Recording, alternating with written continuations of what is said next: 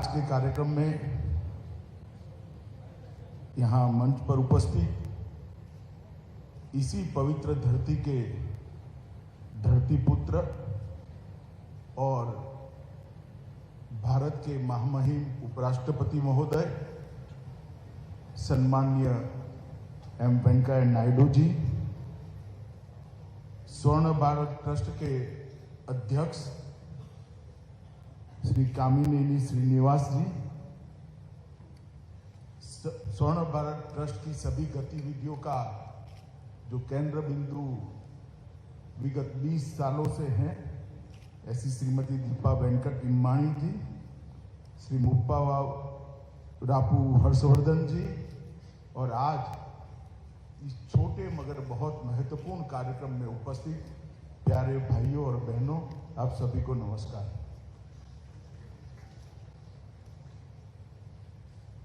आज मैं यहां आया हूं तब स्वाभाविक रूप से ये वेंकैया नायडू जी का नेटिव प्लेस है और इनके नेटिव प्लेस पर हर भारत के सार्वजनिक जीवन के व्यक्ति ने एक छोटी सी भी गतिविधि अपने मूल के साथ जुड़े रहने के लिए करनी चाहिए। इसका एक बहुत अच्छा उदाहरण वेंकैया जी ने प्रस्तावित किया है। इसको देखने के लिए मैं आज यहाँ पर आया हूँ। मैं ट्रस्ट के बारे में बाद में बात करूंगा, मगर वेंकैया जी की अनुमति के साथ पहले मैं वेंकैया जी के लिए बात करना चाहता हूँ। वैसे तो वेंकैया जी आज भारत के उपराष्ट्रपति हैं और जैसा उनका नेचर है, डिसिप्लिन नेचर है, उन्होंने संविधान की भावनाओं का सम्मान करते हुए सारी राजनीतिक गतिविधियों से अपने को अलग अलग कर दिया है। मगर मैं तो भारतीय जनता पार्टी का कार्यकर्ता हूं और वेंकैया जी भारतीय जनता पार्टी के वरिष्ठतम नेताओं में से एक हैं। देश भर के भारतीय जनता पार्टी के प्रमुख नेताओं में से वेंकैया जी जब राजनीति में थे, उन्होंने भारतीय जनता पार्टी का नेतृत्व किया। मैं आज आपको बताना चाहता हूं, मैं जब जिले का महामंत्री था, एक डिस्ट्रिक्ट जनरल सेक्रेटरी था, तब वेंकैया जी देश के राष्ट्रीय अध्यक्ष थे और हम सब उनको राष्ट्रीय अध्यक्ष के रूप में काम करते हुए देखते थे। मैं बहुत बचपन से भारतीय जनता पार्टी का कार्यकर्ता बना, लगभग समझ आई, तब से इसी विचारधारा से जुड़ा। मैंने भारतीय जनता पार्टी की गतिविधियों को बारीकी से देखा है और मेरा सौभाग्य रहा, बाद में मुझे भी पार्टी का अध्यक्ष बनने का मौका मिला। तब पार्टी के अंदर जितना भी डॉक्यूमेंटेशन था, उस वक्त सारे मेरे पूर्व अध्यक्षों ने जो काम किए थे उसका मैंने डिटेल स्टडी करने के लिए एक टीम बनाई थी और उसका मैंने भी स्टडी किया था। मैं निसंकोच कह सकता हूं कि वेंकैया जी के अध्यक्ष रहते हुए पार्टी बैक टू बेसिक्स की ओर गई और वहां से पार्टी का ग्राफ ऊपर बढ़ना शुरू। राजनीति के अंदर कोई भी विचारधारा के आधार पर जब पार्टी बनती है, तब आइडियोलॉजी का प्रचार प्रसार, उसका इंप्लीमेंटेशन ये महत्तम मात्रा में होते हैं। मगर जब राजनीतिक दल होता है तो अनेक प्रकार के उतार चढ़ाव से राजनीतिक दल को आगे बढ़ना पड़ता है और जाने अनजाने में किसी का ऐसा उद्देश्य नहीं होता, मगर कभी ना कभी पार्टी अपने रास्ते से थोड़ी इधर उधर होनी पड़ती है, क्योंकि फ्लेक्सिबिलिटी नहीं है तो पार्टी टिकती भी नहीं। परंतु वेंकैया जी के समय पर जो मैंने कहा बैक टू बेसिक्स, ये वेंकैया जी के समय पर पार्टी ने फील किया। राष्ट्रीय अध्यक्ष का दौरा कैसा हो, राष्ट्रीय अध्यक्ष की अध्यक्षता में कार्यालय कैसे चले, घर से कार्यालय नहीं चलेगा, कार्यालय में से कार्यालय चलेगा। 9 बजे वेंकैया जी का खौफ होता था, स्वयं वेंकैया जी 9 बजे कार्यालय पर आ जाते थे। इतने डिसिप्लिन तरीके से उन्होंने पार्टी को आगे बढ़ाने का प्रयास किया और उस वक्त बड़ा कठिन काल था पार्टी। अटल जी जैसे लोकप्रिय और देश के सर्वश्रेष्ठ नेता के साथ अध्यक्ष के रूप में काम करना बहुत कठिन होता है, मगर उन्होंने पार्टी को पकड़ कर रखा, पार्टी को आगे बढ़ाया। मैं मानता हूं ये बहुत बड़ी बात है और मेरे जैसे हजारों कार्यकर्ताओं के लिए ये सीखने की बात है कि जब आप पार्टी का काम करते हो, हमने पार्टी का ही सोचना चाहिए, पार्टी के ही सिद्धांतों की बात करनी चाहिए। व्यक्ति जरूर महत्वपूर्ण होते हैं, मगर सबसे महत्वपूर्ण पार्टी होती है। और इलेक्शन वेंकैया जी ने कोई भाषण करे बगैर अपने कर्तृत्व से सभी राजनीतिक दलों के लिए एक उदाहरण सेट किया था। एक गरीब किसान परिवार में जन्म लेकर समुद्र किनारे से 20 किलोमीटर दूर के गांव में जन्म लेकर भारत का उपराष्ट्रपति बनना, भारतीय जनता पार्टी का अध्यक्ष बनना, अनेक विभागों के मंत्री बनना और हर जगह पे कंट्रीब्यूशन करना, ये बहुत बड़ी बात होती है। ये बहुत बड़ी बात होती है किसी भी व्यक्ति के लिए, किसी भी पार्टी के कार्यकर्ता के लिए। मगर वेंकैया जी के जीवन में उससे एक बड़ी बात है, ये पूरी यात्रा में जो जो उनको भूमिका मिली, वो भूमिका के हिसाब से डिसिप्लिन तरीके से एक सार्वजनिक जीवन के कार्यकर्ता के नाते उन्होंने अपना जीवन जिया है, एक डिसिप्लिन तरीके से। आज भी उपराष्ट्रपति है, इतने लंबे समय तक पार्टी के कार्यकर्ता रहे, कभी मैंने उनके मुंह से गलती से भी नहीं सुना है कि अपनी पार्टी। मैं कई बार मिलने जाता हूं संसदीय कामों के लिए, तो कहते कि भाई बीजेपी पार्टी का स्टैंड क्या है, बताओ, स्मूथ चलाना है या नहीं चलाना। मुझे थोड़ा आश्चर्य होता है, मैं शायद उनकी जगह होता तो एक कमरे में ऐसा कभी न बोल पाता, मगर वेंकैया जी आराम से कहते कि भी बताओ बीजेपी पार्टी का स्टैंड क्या है। अब हम तो उनसे गाइडेंस लेने के लिए गए होते हैं, मगर वो टेक्निकली हमें बताते हैं कि बीजेपी पार्टी का स्टैंड क्या है। मैं इसलिए सार्वजनिक रूप से आज बताना चाहता हूं कि संविधान ने जो व्यवस्था बनाई है, उस व्यवस्था को डिसिप्लिन तरीके से मानना हमारे लोकतंत्र को टिकाने के लिए बहुत महत्वपूर्ण है, जो आज श्री एम वेंकैया नायडू जी हमारे सामने कर रहे हैं। बचपन के काल से ही वेंकैया जी विद्यार्थी परिषद में जुड़े, 73-74 में आंध्र विश्वविद्यालय के कॉलेज के छात्र संघ के अध्यक्ष भी बने, और जब देश भर के अंदर एक संकट का समय आया, लोकतंत्र पर संकट गहराया, तब जयप्रकाश जी के संपूर्ण क्रांति के आह्वान से अपने आप को छात्र आंदोलन के अंदर झोंक दिया, और इसी के कारण आपातकाल में उनको जेल में भी रहना पड़ा। जेल से बाहर आते ही जनता पार्टी के संयुक्त पार्टी बनी थी, विपक्ष की जनता पार्टी के युवा शाखा के अध्यक्ष बने, और 87 में पहली बार वो विधायक बनकर आंध्र की विधानसभा में गए। वहां पर भी विधायक के नाते उनके काम को, जो सफल विधायक बनना चाहते हैं, उन्होंने बारीकी से देखने जैसा है। विधानसभा के रूल्स, किस प्रकार के मुद्दे उठाना, गृह की गरिमा, सदन की गरिमा न टूटे, इस प्रकार से उठाना, मगर मुखर कर मुद्दे लोगों के टेबल पर रखना, और वरिष्ठ नेताओं के भाषणों का एक अभ्यास कर एक पार्लियामेंट्री लैंग्वेज कैसी होती है, वो वेंकैया जी के भाषणों को पढ़ने से तुरंत समझ में आता है। दूसरी बार भी 1980 में वो चुने गए और भारतीय जनता पार्टी के ग्रुप के नेता बने, और 1980 में ही वो आंध्र प्रदेश भारतीय जनता पार्टी के स्थापक अध्यक्ष बने, और आंध्र प्रदेश के अंदर वेंकैया जी के नेतृत्व में भारतीय जनता पार्टी आगे बढ़ी। 1993 में पार्टी ने उनको राष्ट्रीय स्तर पर काम के लिए चुना, महासचिव बने। महासचिव के नाते भी सतत भ्रमण और पार्टी के मुद्दों को लोगों के सामने रखने की कला, एक बहुत सारे कार्यकर्ताओं के, हम तो बहुत युवा कार्यकर्ता थे उस वक्त, तुरंत ध्यान में आता था।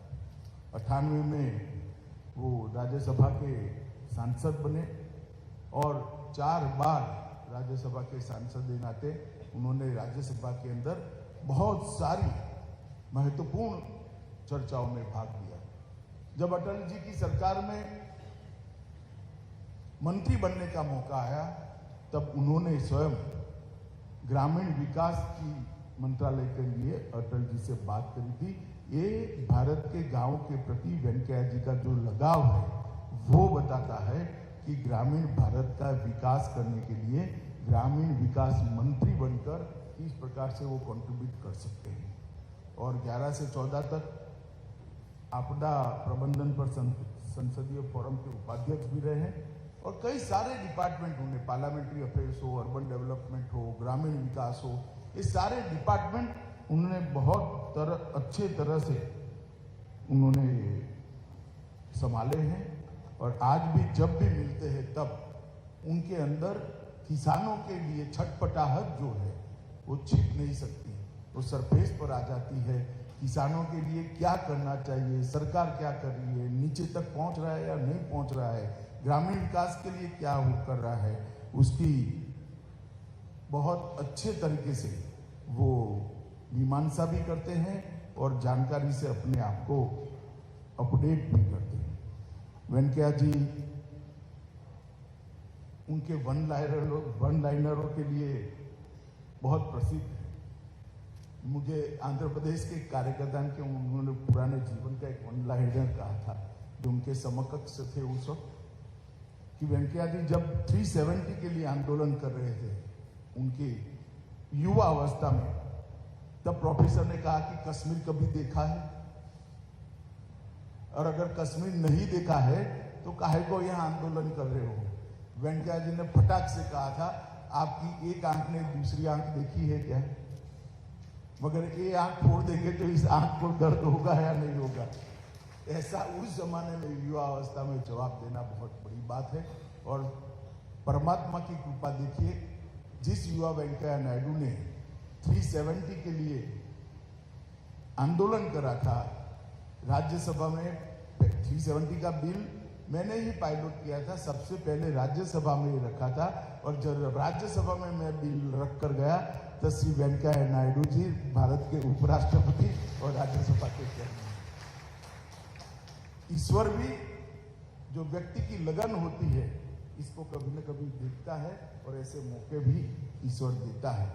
और आज राज्यसभा के चेयरमैन के नाते वेंकैया जी और उपराष्ट्रपति के नाते वेंकैया जी एक आदर्श कस्टोडियन ऑफ कॉन्स्टिट्यूशन कैसा हो सकता है, कॉन्स्टिट्यूशन में जो उपराष्ट्रपति महोदय के लिए भूमिका बताई गई है इसका आदर्श निर्वहन कैसे हो सकता है, इसका एग्जाम्पल वेंकैया जी सेट कर रहे हैं।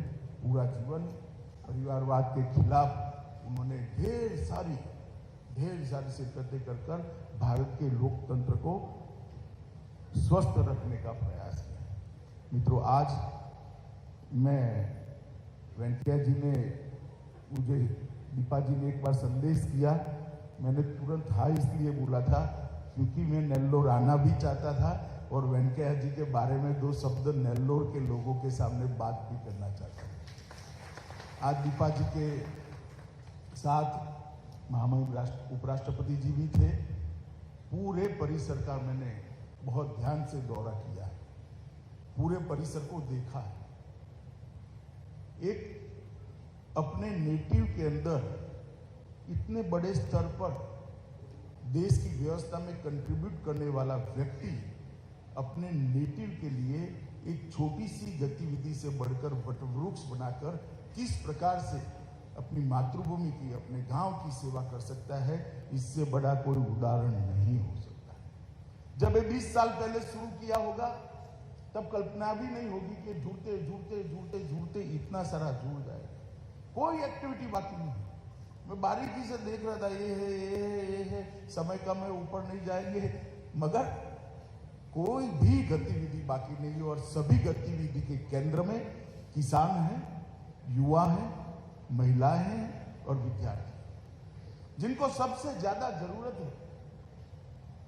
वो सभी तबकों को दीपा जी ने बड़े खंत से ट्रस्ट की गतिविधियों के साथ जोड़ा है। और सबसे बड़ी बात है, भारत के सार्वजनिक जीवन में जो लोग ट्रस्ट चलाते हैं उनके लिए एक पैसा भी सरकारी ग्रांट वेंकैया जी ने अपने ट्रस्ट के लिए नहीं दिया। इतने बड़े पद पर रहने के बाद कई सरकारी अधिकारी होंगे अलग अलग प्रकार की, और स्किल डेवलपमेंट से लेकर काफी योजनाएं तो ऐसी जो सरकार की ही योजना है। सरकार को तो चाहिए इस प्रकार के ट्रस्ट की जो आगे बढ़ाए, मगर मैंने अस्पताल देखा उसमें भी सरकार नहीं है, कोई प्राइवेट ट्रस्ट इसको मैनेज कराए। इंस्ट्रूमेंट सारे दीपा जी के ट्रस्ट ने, स्वर्ण भारत ट्रस्ट ने दिए हैं, और स्किल डेवलपमेंट की गतिविधि भी प्राइवेट पार्टियों को साथ में जोड़कर चलाई। मैं मानता हूं कि ये बहुत बड़ा एक अपने आप में उदाहरण है कि किस प्रकार से एक अपने पैतृक गांव के अंदर, अपने जन्म जहां हुआ वो गांव की कल्याण के लिए किस प्रकार से काम किया जा सकता है। और मित्रों, एक बात मैं यहां आकर बहुत अच्छे से कनेक्ट कर पाया, अगर हर गांव में कोई न कोई एक व्यक्ति इस प्रकार की गतिविधियों को उठा ले, अपने आप को बाजू में कर गांव के बच्चों की, किसानों की, महिलाओं की और गरीबों की चिंता करे, तो देश के अंदर एक भी गांव ऐसा नहीं बचेगा जहां ये सब चीजें नहीं होगी। परंतु हम सब कर नहीं सकते, वेंकैया जी कर रहे हैं, और मेरे जैसे व्यक्ति के लिए आज एक बहुत बड़ा लेसन है कि अपने नेटिव के साथ, अपनी जड़ों के साथ कैसे जुड़ा रहा जा सकता है। इसका एक आइडियल एग्जाम्पल इस स्वर्ण भारत ट्रस्ट है, और मैं वेंकैया नायडू जी को ये ट्रस्ट के प्रेरणा स्वरूप, प्रेरणा मूर्ति के रूप में बहुत बहुत बधाई देना चाहता हूं कि इन्होंने नेल्लोर के युवाओं के, किसानों के, बच्चों के और गरीबों के कल्याण के लिए इतना बड़ा गतिविधि का केंद्र बनाया है, और स्वयं इतने इन्वॉल्व है कि हर चीज उनको मालूम है। और दीपा जी ने भी और ट्रस्ट के अध्यक्ष जी ने भी उसको बहुत आगे बढ़कर बढ़ाया है। मित्रों, आज जब मैं यहाँ आया हूं तब कोई राजनीतिक बात नहीं करनी है, मगर एक ऐसा प्रयास है भारत सरकार का जिसको मैं आपके साथ साझा कर रहा हूं। मैं लगभग 1981 से सार्वजनिक जीवन में हूं, कई साल हो गए, और पद्म पुरस्कारों को मैंने पहले भी देखा है, आज भी देखा है, और अब मैं गृह मंत्री हूं तो पद्म पुरस्कार की प्रक्रिया को भी ध्यान से देखता हूं। और मेरा स्वभाव है स्टडी करने का, पुरानी प्रक्रिया का रिकॉर्ड मंगा कर भी मैंने देखा। ज्यादातर जो दल सत्ता में होते हैं उनके प्रभाव क्षेत्र के लोगों को पद्म पुरस्कार मिलते हैं। मुख्यमंत्री का रिकमेंडेशन हो, एमपी का हो, मिनिस्टर का हो, और सिफारिश के बगैर पद्म पुरस्कार की कल्पना ही नहीं थी। पद्मश्री, पद्म भूषण, पद्म विभूषण, भारत रत्न सिफारिश के बगैर कभी मिल नहीं सकता।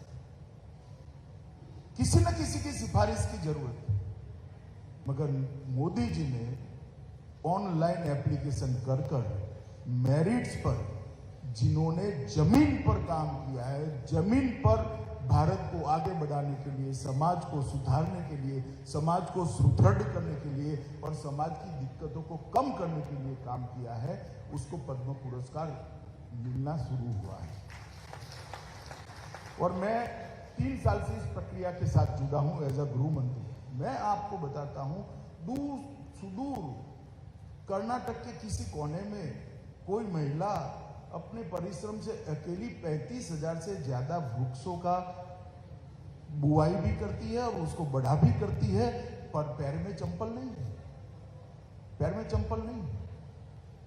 मगर उसको किसी की सिफारिश की जरूरत नहीं, गड़बड़ अक्षरों में कन्नड़ में लिखा हुआ स्वयं का परिचय पत्र वो भेजती है, और आज पद्मश्री से सम्मानित होकर देश की करोड़ों गरीब महिलाओं को। कोई व्यक्ति ऐसा कोरोना काल में होता है जब अपने परिवारजनों का कोई संस्कार नहीं करता था, अंतिम संस्कार नहीं करता था, म्यूनिसिपैलिटी वाले ले जाते थे, और मैंने तो दिल्ली में देखा है 400 लोगों के संस्कार पेंडिंग थे। मुझे स्वयं वो शीत गृह में जाना पड़ा था। उस वक्त एक व्यक्ति 600 लोगों का संस्कार करता है परिवारों के साथ धार्मिक विधि कर कर उनकी क्रिया वहां कर कर वो करता है और उसको पद्मश्री लेने के लिए किसी की सिफारिश की जरूरत नहीं पड़ती। ये बहुत बड़ी बात है।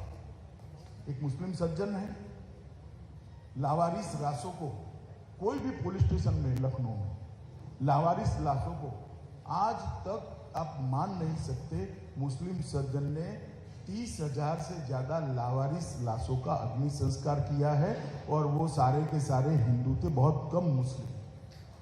अब ऐसे व्यक्ति को पद्मश्री मिलता देखकर साफ अर्थ में मैं भावुक हूं कि मोदी जी ने इस प्रक्रिया को कितनी ट्रांसपेरेंट कर दिया, पारदर्शी किया और उसका लोकतांत्रिकरण किया, डेमोक्रेटिक बना।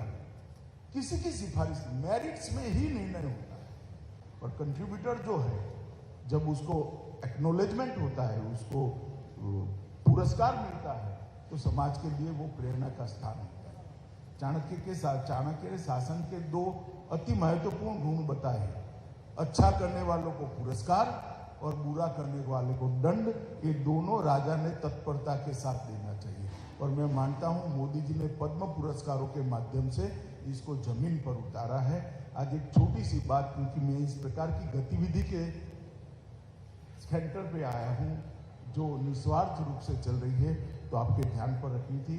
आज मैं यहाँ पर ये स्वर्ण भारत ट्रस्ट के प्रेरणा स्रोत श्रीमान वेंकैया नायडू जी को बहुत बहुत मन से प्रणाम कर कर साधुवाद देना चाहता हूँ कि आपने आपके गांव के साथ, आपके नेटिव के साथ और आपके प्रदेश के साथ जुटने का जो जज्बा बताया है और आज भी भारत के उपराष्ट्रपति बनने के बाद भी वो जज्बा जस का तस है, वो बहुत बहुत अनुकरणीय है।